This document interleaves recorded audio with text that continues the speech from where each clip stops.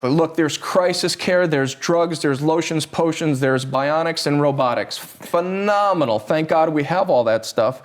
But the reality is that doesn't restore health to anyone. So if people worry themselves sick, could they not change the way their brains create vibration in the body to create ultimate health, or at least start the healing process? Absolutely. So when you see people overcome these major health challenges, what's the first thing you see them do? Change their mindset. Eating food is the biggest variable in our lives, the biggest. So why not eat the best? Why not eat nutrients instead of calories, and you watch your body rebuild and transform? According to medicine, some exercise physiology journal, they're saying that those that ride in a car greater than 10 hours a week increase death by cardiovascular disease 48%. Everybody, welcome to Health Theory. Today's guest is Dr. Robert Zembroski. He's an author, physician, functional medicine practitioner, and cancer survivor. He has quite literally written the book on how to rebuild yourself from even the most terrifyingly poor state of health. And that is the thing, Dr. Z, that I find the most interesting about your story is having gone through it, and I think anybody else having been diagnosed with cancer like you were, the temptation is to give up, or the temptation is to think that the best you can ever hope for is to maybe get back to zero or some semblance of who you used to be. But you've gone way beyond where you started. Walk us through that. Like, one, just what exactly happened that landed you with the cancer diagnosis, and then how did you come out the other side better? So years ago, my world imploded. I had an avalanche of stress. A relationship fell apart. It was pretty caustic. I had my front desk person stealing from me. The feds got involved. There was drugs involved, all of that. And it was literally all at once. My typical MO, as I grew up, I always held things in, so I didn't express myself. So it was always this gut-wrenching stress that I don't know why I just didn't go to somebody to get help. It was just like, I'll figure it out. Maybe it was the guy thing. I'll figure it out. And I didn't, right? And so just like a lot of people do when they go through major stressors, they self-medicate. I couldn't sleep, I had diarrhea, my stomach was upset. I was literally out of my mind with stress, so I medicated myself with a booze to put myself to sleep. I was eating crappy food, I was always on the run. And that didn't work. And so I'm so shocked. Exactly. And so the smoke cleared, the relationship ended, the house is back to normal. The person who was stealing the law took care of that. And so my life seemed to come back in order. But about 18 months, maybe 2 years later, I started to lose weight. I didn't feel good. My energy just tanked. And I knew something was wrong. But I just kept chalking it up to maybe it's adrenal fatigue. Maybe there was something there that I just burned myself out with. And one morning I woke up and my left pupil was the size of a golf ball. And I said, now I'm dying. I need to jump into this. So I had blood work done, and believe it or not, nothing in the blood work really showed anything. And so I went to a friend because I started to get pounding headaches when I bent over. And he says, just come in the office, let's take a picture of your chest x-ray. And so we took a shot, and he leaves the room, and he says, I'm going to redo that. And I know this radiologist, good friend, he never does that. So now my, hair on the back of my neck is standing up, and I'm like, uh-oh. So he comes back in, and he puts the film up. He goes, you got a 5-inch tumor in your chest. Whoa. So the reality became, as I think back about it, people jump into the fear-based thing immediately. It wasn't fear for me, Tom, it was anger. Anger over what? Anger because I was a major contributor, a player in the development of my own disease. And as I say, many diseases are self-inflicted, which they really are. Yes, there's genetic components, and we get all that, but the majority of the time, it's what we do and don't do to ourselves, whether it's ignorance or just innocence, if you will, things happen. So I didn't take care of myself. Stress, as we know, stress is a major player in it all. That just ripped to shreds my immune system. And it just so happened lymphoma is an immune dysfunction. There's no vitamin that's going to help me get through it now, so what do I have to do? So I do what everybody else did. I dove into crisis care. So I had 7 months of chemo, I had 4 weeks of radiation, and then to boot, at the end of it all, I said to my medical team, I said, now what? What do we do with this? Why don't we just cut it out of my chest, just saw me open? They said, well, we don't do that for that type of disease or tumor behind the sternum, mediastinal tumor. And I said, well, I'm going to die either way. Why don't we just do it? So the surgeon met with me 7 days later, and he opened me up, and that was it. And it's funny, because when I woke up when I woke up from the surgery and I'm looking at the painkillers dangling and the bloody tubes out of my stomach and chest, the first thing I thought about when going through all this says I need to rebuild myself. All right, so I want to get to the mindset because this is really interesting. Okay, so you do the traditional crisis care, you convince them to remove the tumor, which is actually sort of the first really fascinating part of your story. So the doctors don't want to do it. You're trained, so you've been to medical school. So was that what gave you the courage? Like, it's pretty hard to look a doctor in the face and say, you think it's dangerous or a waste of time, and yet I would like you to do it anyway. What gave you the courage to do that? Is it your personality type? Do you think about mindset? Like, yes. What was that? One mindset that what they were offering in my mind and my education and my research wasn't going to work. It was more of, let's do something that's not done before, right? So as I encourage people, like I did for myself, you need to be your own advocate. And sometimes you need to become your own expert with whatever the situation may be, and people are forced to become their own experts.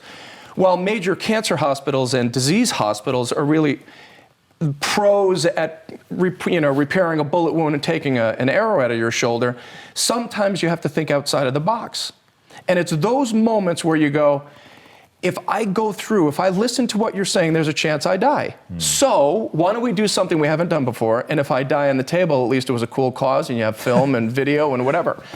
And so yes, I think it's part of my personality because I just don't give up. And if there's a way, it's like water finds its way, like I'm water, I gotta find the way.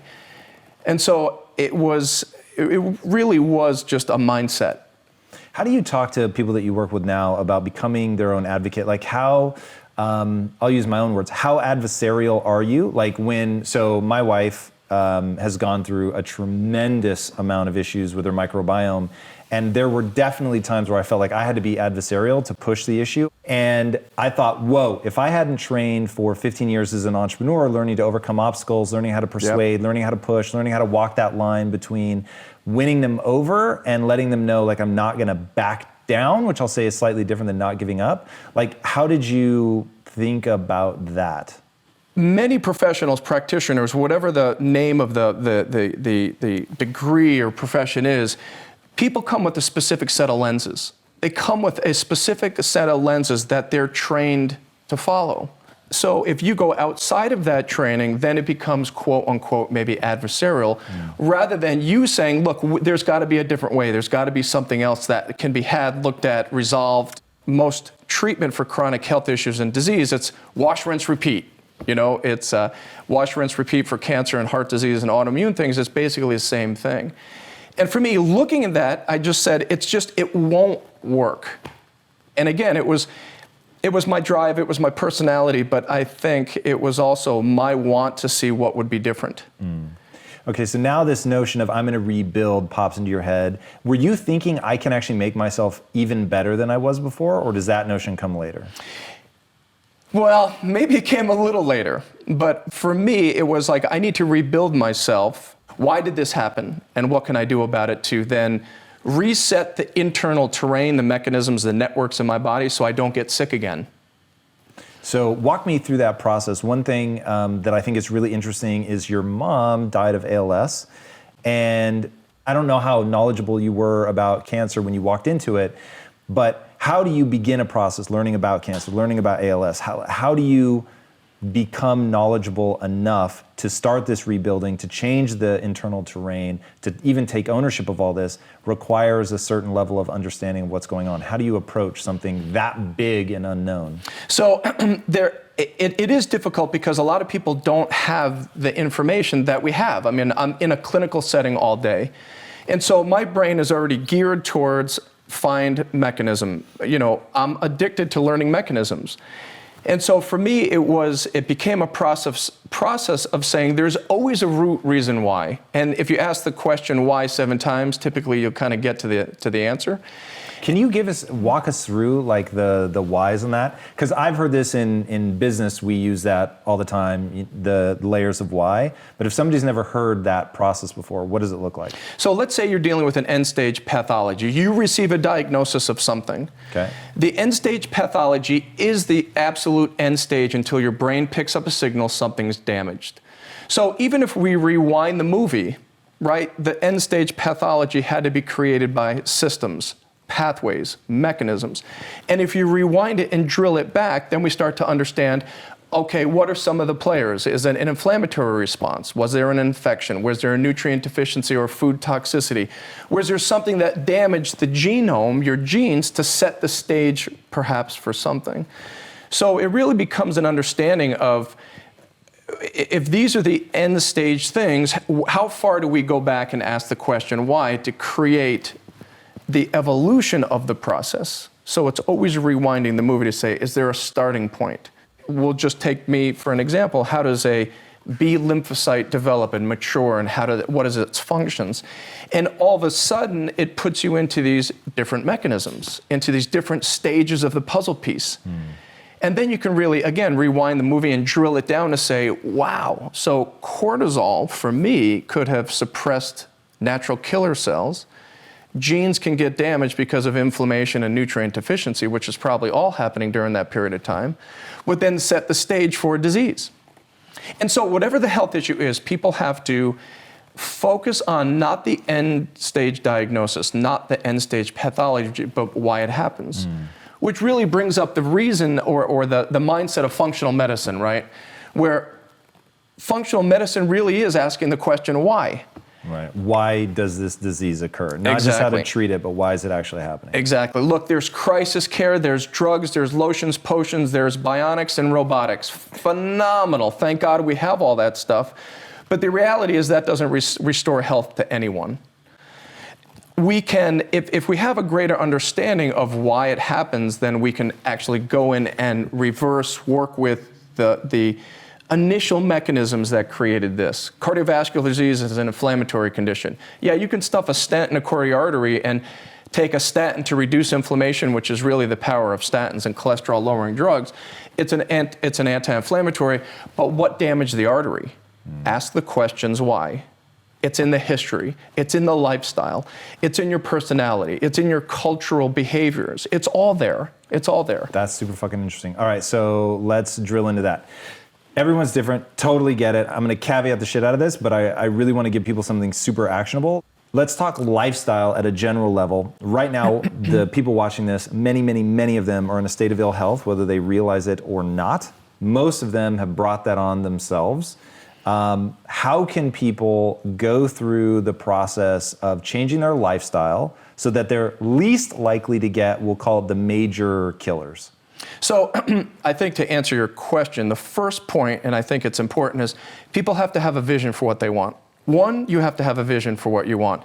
Maybe you want to get low fat and lean, you want to get ripped. Maybe you want to reverse a disease process. Maybe you want to resolve a gut microbiome. You have to have in your mind what you want to have happen. That sets the stage as far as the mental capabilities to really start to reverse things. And then as Jack Canfield says, you have to just act. You have to dive in and act. And so I encourage people to act. And again, when we talk about lifestyle stuff, I don't like the word lifestyle. I don't like the word prevention. Because it's just, You don't like prevention? No, because it's lackluster. Yes, we want to prevent issues, but even if we talk about health as an abstract concept, health is abstract until you lose it. Yeah. And so I think if people focus on like the main things that create good health for us, it puts them in the control seat, it puts them in a path of understanding what's wrong with themselves and repairing themselves. Okay. Diet, exercise, the mindset. Does your personality drive your success? Of course it does. So if people worry themselves sick, could they not change the way their brains create vibration in the body to create ultimate health, or at least start the healing process? Absolutely. So when you see people overcome these major health challenges, what's the first thing you see them do? Change your mindset. That's really interesting. So let's pretend for a second. I love that you bring this in. I just got my cancer diagnosis. You're my first call. What the fuck do I do? So one, we get all the data, we get all the information. So if it was like a real life situation, a real thing, it's like, let's go through the data. What is it? Can we do? You really have two choices. You go through conventional or you don't. And I'm not going to ever tell anybody do not receive conventional because it saves lives. So right? I'm going to go conventional, but my mindset's a mess. I'm not taking action, and I need now my plan. And I'm definitely looking for something prototypical, and I'm well aware that there is no one size fits all, but I also think that there is sort of a median of, if you do this, it will help the most number of people. First, you have to see the finish line. And once you're comfortable knowing that you will come out strong with this and be a victor rather than a survivor. I have to believe it. That's what you mean by see the finish line? You have to have a mindset. Right, if you say Beetlejuice 3 times, he shows up. So what makes you think that you can't change the way the body starts to heal as soon as you change your mindset? One, we have to encourage people to change their mindset, not worry, just this is a battle that you'll go through, but millions of people come out victorious. So one, it's mindset. Am I visualizing? Absolutely visualizing. And what do I visualize? A tumor shrinking? Me running a marathon? Absolutely all the above. You visualize, like I did, these natural killer cells, these white blood cells, natural aggressive white blood cells that go in and their sole job is to get rid of cells infected by viruses and cancer cells. That's what they do. So for me, the first thing was, I'm going to come through this. I'm going to rebuild. I'm going to become victorious. The second thing was, I'm going to start visualizing, which I did. I'm going to visualize my body destroying things like nobody's business, like little mini Hulks going in there and just destroying things. And then that's when we create the protocol. That's when we say, what are the biggest influencers of all physiology? Food and exercise, really.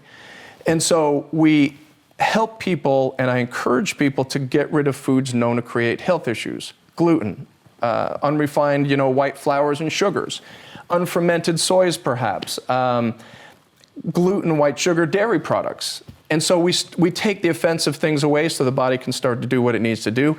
And the other thing is, like, if we're just talking about a cancer diagnosis, if people choose to go through the conventional route and chemo, which is really toxic and sometimes can be nasty, what you do and the actions you take can prevent the toxicity from overwhelming people. What's the number one reason why people stop cancer care? Toxicity.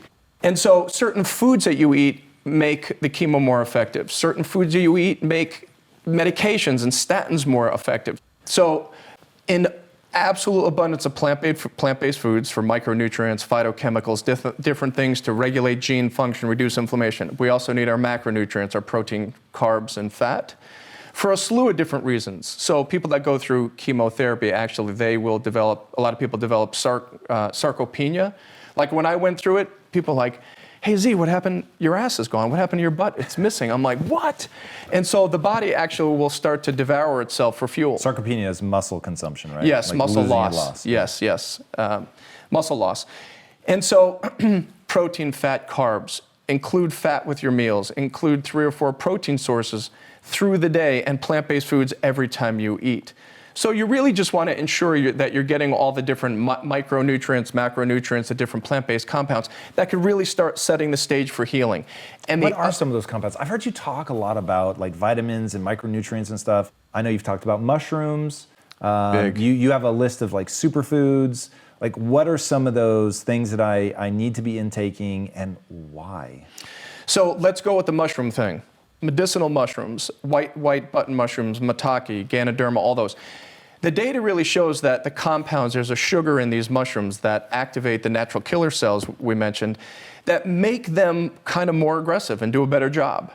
And so if we want to have the immune system turn on to destroy disease, mushrooms are a staple. Mushroom extracts, the beta-glucans, the carbohydrate, the sugar from them are a staple in driving the immune response for health.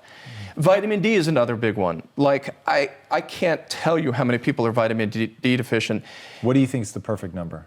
I would say 80, 90 to 100 nanograms per milliliter. All right. And don't let anybody tell you different. If you look at a reference range, like a standard lab reference range, maybe 30 to 100, that's a reference range. That's not a therapeutic range. Right. And what does that have to do with Tom? Right? Do you fit in the mass population of unhealthy people, a reference range? And so where do you fit in that reference range? The data shows therapeutically, if you get your vitamin D levels up to a much higher level, it will regulate inflammation. It will reduce, help regulate B cells and T cells and the immune response. Vitamin D is another one. Do you supplement or try to get it all from sun? I do both. Because we can't assume that we're going to get enough activation, the UV radiation, to activate skin to turn cholesterol into vitamin D. So I think it's Before we move off vitamin D, can I ask you a weird question? This is always like Nothing's weird, Tom. Me. So especially for Northern Europeans, it just doesn't seem like we would ever have that much sun. Like in the winter, we would be covered up. I'm always hesitant to supplement, though I really would love to be convinced otherwise. But I'm always a little hesitant to supplement, though vitamin D is the one supplement I take.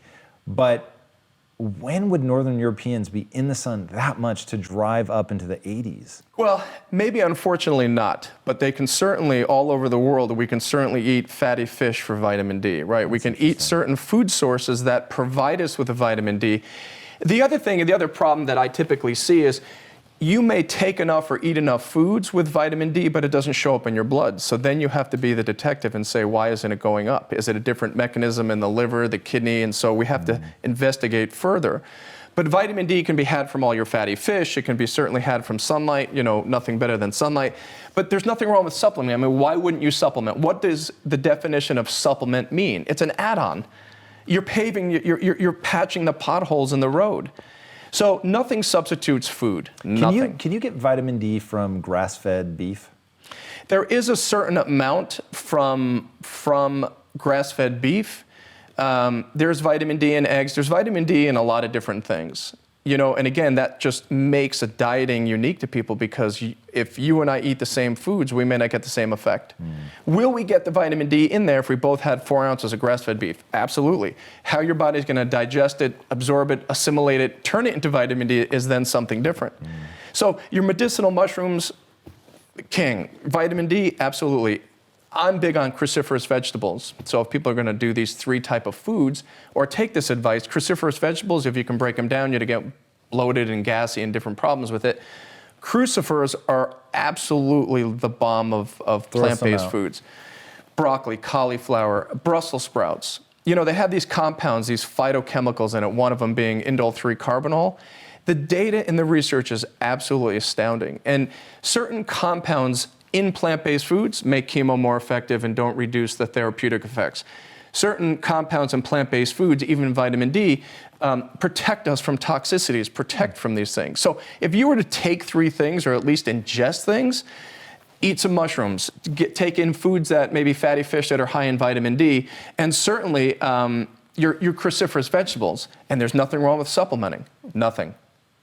It's really interesting. I know that people, when you were going through chemo, they were calling you the freak because you were getting like the strongest chemo, but you were much lower in terms of negative side effects. Absolutely. And is that from the protocol that you just described? Totally. Or is there, you talked about intravenous vitamin C as well. Like, I'm really interested, for people that haven't seen your own transformation, it's bananas. Seeing you like post-surgery and then seeing your physique a couple years later, dude, it's crazy. You don't just have a good physique for a normal person. Like, you have a good physique for like a 25-year-old who's on T.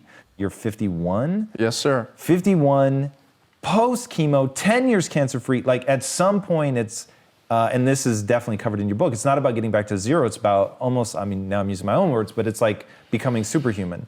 So what does that protocol look like? Is it similar? Is it my mushrooms, my cruciferous vegetables, getting my vitamin D? Like, how do we really now start pushing? Were you able to naturally elevate your testosterone levels? Like, the amount of muscle you put on is pretty crazy. Yeah, and so I took my health and fitness to a new level because I wanted to. I wanted to prove that my Frankenstein ways would build what I wanted to build. What can I do to my body, my health? What can I do to my blood work, my testosterone, my vitamin D? What can I do to muscle physiology? What can I do to a dropped foot? What can I do to all those things? Did you have drop foot? I did. From the chemo? Yep. Oh, shit. So what did you do for that? So that was just, again, I exercised, I fired muscles that supported that area. I took specific nutrients, as I said, the medicinal mushrooms, I3C, the vitamin D. And so the protocol that I basically used was, I would eat protein sources 4 or 5 times a day, small amounts through the day. I'd eat when the sun was out, not when the moon is out. I wouldn't be trying to digest all my food when I'm trying to sleep. I ate tons of plant-based foods, knowing that if I ate those foods, I would start to introduce micronutrients and different compounds to help my body like remold into normal physiology. I worked out 4 or 5 days a week, 35, 40 minutes at a clip. I made sure that I slept 7, 8 hours. Come hell or high water, I don't care what the circumstances were, I would sleep. And the last big thing for me was I pulled the weeds. Anything that was negative around me that would cause stress, gone. That's interesting. And and again, how did you do that? You have a practice, you're going through chemo. These are not stress-free things. So how did you, and I like the notion of pulling weeds, how did you tend that garden? I didn't want to get ill again. And I didn't want to have something influence my biology again to maybe set the stage for recurrence, remission. I hate those words as well, but it just sets the negative mindset up for people. And I'm a driver, my mental mindset. As I said, when I woke up, I'm rebuilding. When I got clear and the tubes are out and I'm back at the gym, I'm going to take this to a new level. So it's just, I wanted to push myself to a different level. Each phase, I wanted to do something different. And so, as I said, the stress is a big thing, and there's no stress. People are like, aren't you worried about this, that, and money and fun? I'm like, nope. The house can burn down, who cares? I really want to talk about that. So is it you're shifting your mindset and saying, I can't worry about that? So I'm pulling this weed. Oh, what if I lose my practice? Nope, it doesn't matter. I'm pulling that weed. If you lose the practice, you could lose your house. Nope, it's fine. I'm pulling that weed. Is it something like that? Or how do you actually interrupt, like using cognitive behavioral therapy speak, how did you pattern interrupt that? Stress is a perception, unless it's a physical thing. You break your ankle, sunburn, Those are physical stressors. But there's two things that people need to realize, and that I realize. One, stress is a perception. The stress reaction, Tom, is something totally different. Like, we need to separate the two. If you can change your perception of the thing that's stressing you out, that's finances, you get a new car, we take a ride, somebody hits it, you're like, oh my God, my new car. I'm like, dude, it's metal. Let's just go get it fixed. You'll have a new one next week, So it's really changing the perception of how we see things. And if we can change the perception of it, we reduce the stress reaction, the physical part of that, like right away. Do you meditate? I do. Well, I don't know if I call it meditation, but I sit quietly and I tap into the universe. And maybe that's... What do you mean by that? I'm downloading at the gym. I connect. I connect with universal laws and energy. It? Yeah, so for me, when I put my feet on the ground, I thank the universe, God, whatever it may be, I thank that energy source for me being alive. I thank it for my intelligence. I thank it for my want to help other people. And so when I plant my feet on the ground, it's the first thing that I do because it sets the stage for my mindset every day. Every day. In the hotel room, it doesn't matter, every day.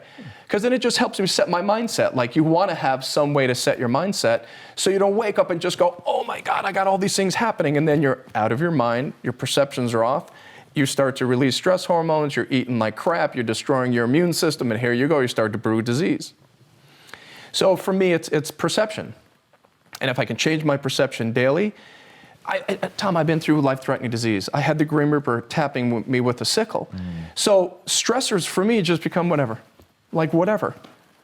Why would I freak out about something, one, that perhaps I can't control? And if I can change my perception, what if I can change the stressful situation to something positive? Right. Yeah, I love that. Okay, so we're back to getting superhuman. How do you naturally raise your testosterone levels? Good protein, for one. How much? In fact, I meant to ask you that. So it sounds like would you say that you eat a vegetable-dominant diet? Would that be a fair way to say it, or? Yeah, I think I define myself as a varietarian. I make sure I have 3, 4, 5 protein sources a day. Not a giant Brontosaurus burger, just enough 3 to 4 ounces throughout the day, so I'm supplying myself with amino acids. And it's plant heavy in the sense that I just love vegetables. I love plant-based foods. And how the do you other cook thing them? Raw, sauteed? All of them. Sauteed, cooked, steamed, raw. Olive oil? Olive oil, avocado oil, I think, is the bomb. Avocado oil? Avocado oil is bar none the bomb. An equal amount of omega-3s and 6, it's high in 3s, and polyunsaturated fatty acids, super helpful. And it's got a good smoke point, so anybody that's going to cook with it, you won't really smoke it and burn it. Sometimes with olive oil you can, and then you turn those fats rancid. Not that you'd have to like smoke it to death to burn it, but just to be safe, I just tell people go cold process, go extra virgin, whatever it may be, so you're not using a process-based thing. Okay. Right? So cold pressed, extra virgin oils is probably your best bet. Okay. Yep. And so coming back to the plant thing, I just eat tons of plants because I like them. And I know when I eat something, besides the 10, 15, 20 seconds of chewing it up, when I ingest it, it's going to do wonders for me. Food becomes something that when you eat it, if you just understood a little bit about what it did, you'd have a different relationship with food. Rather than people developing abnormal relationships with food with dieting and fad diets and all those things, develop a good relationship. It gives us life. We got 30 feet of tubing that food has to pass through, and eating food is the biggest variable in our lives, the biggest. So why not eat the best? Why not eat nutrients instead of calories, and you watch your body rebuild and transform? So to build muscle, for me to raise my testosterone levels, it's all of that. It's good food, it's getting to bed at a decent hour and not eating carbs at night. If you eat any kind of refined carb or you load your belly with even good carbs at night, insulin levels rise, growth hormone is shut off. Now you're not activating the systems to create testosterone. So all you got to do is just eat when the sun is out and not when the moon is out. Don't eat carbs at night and your testosterone levels rise. And then when you test for them, they're high in the morning, which they should be, right? And that's when we test for them. So weight training, and people say, oh, you got your body to an unrealistic level. No, one, that's not true, but I wanted to take it to a level that I wanted to see if I can prove what I'm saying really works. And the other thing was, resistance training pushes testosterone. Aerobic training doesn't. Maybe there's a little bit of it does, rather than raising cortisol. So why not do some weight training? As a guy, right, why not do some weight training? And as women, like restore bone health, get testosterone levels up. Weight training and resistance training is high intensity interval training with resistance is the magic. That's where it all happens. Is that how you do your HIIT cardio? You Yep. do it with resistance? I do it, yep. Interesting. So you just lift weights really fucking fast. Yes, well, fast to the point, like I'm not going to certainly injure myself, but you do a set, 45-second break. Do a set, add weight, 45-second break. Do another set, add weight, because what are we really doing? You're increasing resistance. And you're not taking a huge break in between. Yes, you need to reoxygenate, and yes, you need to have glycogen come out of liver and muscle stores and do their thing, all that. Muscle hypertrophy is based on stress. So I want to have hypertrophy happen, which is size and strength, and then to eat during the day, eat after my workout, so I create protein synthesis in the muscle all the time. So you're not tearing yourself down. People don't eat enough, then they go to the gym. I'm like, that is the worst thing to do. Because then you elicit a release of cortisol. What does cortisol do? Shuts down testosterone production, and all of a sudden you're doing this for none. So it really does become, I think, fairly simple once people have some tools. Eat when the sun is out, not when the moon is out. Don't eat crappy carbs at night. Go to the gym. Get 7 or 8 hours of sleep at night. Take specific nutrients to help repair some of the broken things that may have happened along the way in your life. So let's go back to knowing what to eat. Am I looking for colorful foods? Am I eating seeds, nuts? Like, what is sort of the breakdown?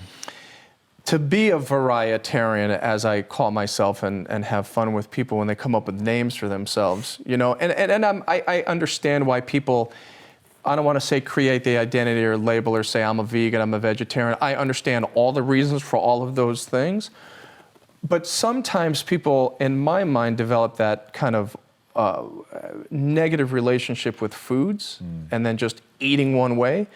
While I'll say to people, even as I've written in Rebuild, like, be a varietarian, eat a whole variety of foods, and just don't eat things proven to damage our bodies. Gluten, dairy, as we said, white sugars. Right.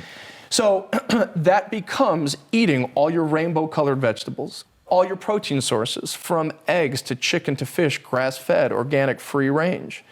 And people will say, organic, so expensive. And it's like, maybe, but are you worried about expense, or are you taking your food and what you buy and eat as an investment? For me, it becomes an investment.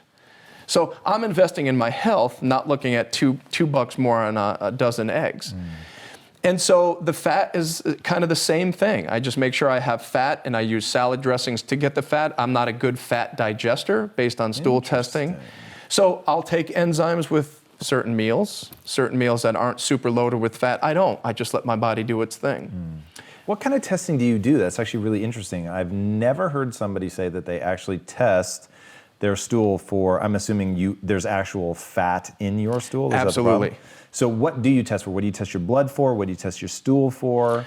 So if it's just to kind of get a sense as a functional profile for people on what kind of testing, what should we do, what are we looking for, general blood work is good as long as it's specific to the person. So as part of a blood profile, you're looking at hormones, you're looking at inflammatory markers, you're looking to see if there's any broken pieces of physiology as far as blood work. All right, if I could only check my blood for 3 things, what 3 things would you have me check? Wow, that's a tough question. Yeah, buddy.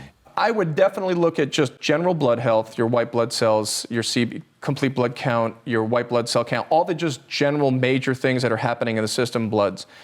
I would certainly look at inflammatory markers, C-reactive protein. Okay. I would look at interleukin-6. I would look at tumor necrosis factor. Those are things that can be tested for that tell you deep-rooted inflammatory things. Okay. And if those show up, Tom, then you better investigate why they're elevated. Interesting. And the last thing that I would test for, I just do this on everybody, is thyroid values and vitamin D. Just because people want to have energy, just because people want to make sure that their metabolic systems are doing their job, and certainly vitamin D.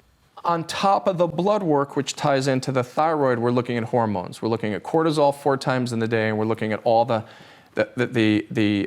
androgens and other hormones, testosterone, estrogen, progesterone, and getting a picture of what that looks like. So we have blood work, we have hormone profiling, and certainly stool testing.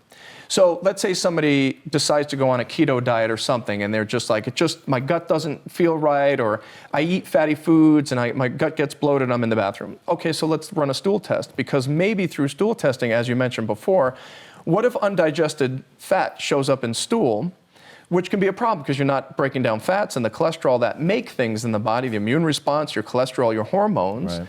And let's say somebody comes in and their hormones are shot, maybe because of their lifestyle and cortisol, but what if they're not digesting fat well?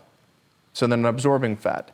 And so we would use stool testing as another one of those functional panels. Blood work, hormone profiling, stool testing, and now we're getting into the functional gene testing, like gene SNP testing for muscle physiology, fat burning, metabolism. So there's a functional foundational panel that we do with people: blood work, stool testing, hormone profiling, and certain now these gene SNPs. They're awesome. They analyze the different functional genes that can be influenced by our lifestyles, what we do. Well, are there particular ones that you think people should be on the lookout for? No, I mean, I think it's just, it's all done at once. So as a big profile, it's not like we're isolating one thing. If you were anemic and your homocysteine levels were elevated, and I said, wow, Tom, maybe you're not, you have like MTHFR, like this big gene What the hell is that? The mother flipper gene, right? The MTHFR is a gene that if it's, we'll just say, broken or doesn't work, you don't metabolize B vitamins well. Folate, B12, maybe B6. And so the byproduct of that, like exhaust from the combustion of gasoline, is homocysteine. And homocysteine, as an inflammatory marker, which we also check for in blood, would say, uh-oh, you're not utilizing B vitamins well, and that could be a problem for you in the future. Homocysteine can elevate and damage blood vessels. So if people are tired and they're just not getting enough energy, and we say, why don't we run a gene SNP? And if homocysteine shows up in just general blood work, then we dig deeper. And that's when we uncover some of these gene things, which is pretty fascinating. Very interesting. All right, you said that you're going to go ham again this summer. You're going to get, I'm assuming, yoked. You're going to lean. Body composition, something you talk a lot about. I love that, telling people to break their obsession with weight and to think about body composition, lean mass versus fat. You talk about overfat in your book, which I've actually never heard as a single word before, but I thought that was pretty interesting. Walk us through body composition and then tell us very specifically, like, what are you going to do to get in amazing shape this summer? People are so obsessed with gravity, it blows my mind, right? So I stepped on the scale and say, oh, what did gravity tell you? Are you obsessing about gravity, or are you obsessing that weight means ugliness to someone? Like if you look at BMI for somebody, a 5'5" bodybuilder at 250 is the same BMI as a 5'5" person who's obese at 250. The body composition is completely different. So if we divorce ourselves from weight, we've just gotten rid of a lot of emotional eating, a lot of different things and problems that we create as a society for people looking to become healthy. Body composition is really, I want to know the amount of lean tissue to my body fat. And what can I do to tweak that on a daily basis? How do I change my composition so I remain lean or build healthy lean muscle tissue and get rid of body fat, which is really ultimately what people want to do, not lose weight. And so the play on words is we want to lose fat and not weight. And if you lose something, what do people typically do when they lose something? Find it. Go find it. And so people that are trying to lose weight and they're obsessed with gravity, they'll get it back. Instead of focusing on, say, I want to make my composition improve. And so I tweak my body composition by eating when the sun is out, no carbs at night. I make sure my growth hormone is flowing through my bloodstream while I fall asleep. I get 7 to 8 hours, no white lights in the room or blue lights. So I shut off, and I really do shut off, so you control Alt Delete while you're sleeping. So you need to reboot those systems as well, and then the magic really does happen. And so my routine for working out becomes I'll hit the gym, my hit the gym hard is somebody's different. But that's why you have to create your own plan, right? We can't do the same thing. We can't wear the same ring size or wear the same shirt. It doesn't work that way. So we try to encourage people to create a plan unique to themselves. And my personal plan becomes a little bit of cardio, high intensity, that interval training, but more just weights. Why? Because I feel better with it. Not because I'm a meathead. It's just I like doing it. It makes me feel good. It's when I get my best downloads. So when you say downloads, is it happening automatically? You feel connected to some higher power when you're lifting? Like, what do you mean? Physical movement for me makes my brain function better. Okay. And so have you ever been in a moment where you're either driving, talking to somebody, you're doing something, and all of a sudden you're like, oh my God, this is what I've been wanting to say or think about. Yes. It's a download. It's okay, let's call it, a synaptic explosion in your brain. Perfect. And so I'll get these explosions in a good sense, and all of a sudden when do I see the greatest time that happens? Physical movement. It's physical movement. Because physical movement drives postural muscles and joints, which all are connected to your brain, and then your brain lights up. And so people have to realize you have to be physically active to keep well and live to a ripe old age with no disease. Yes, we'll age, but we want to age gracefully with no disease.